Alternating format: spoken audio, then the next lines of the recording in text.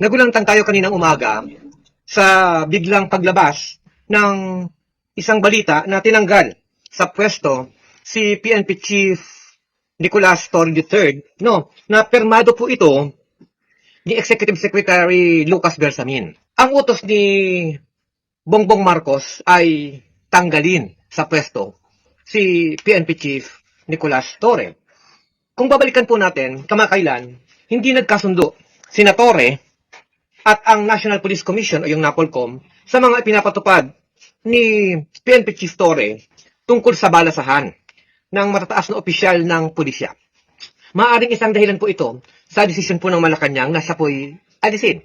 Kahapon din po sa isang press conference, sinabi po ni Torre na si Bongbong Marcos mismo ang may ultimong masusunod.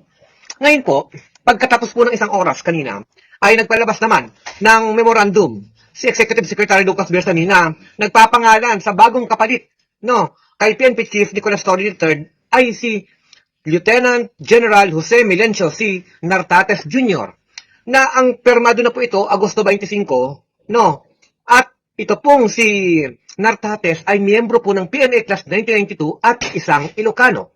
At kung babalikan po natin, tinangka po ni Torre na ipadiskino ito pong si Nartates sa Western Mindanao pero pinalagan po ito ng NAPOLCOM at ni SILG Janvic Remulla.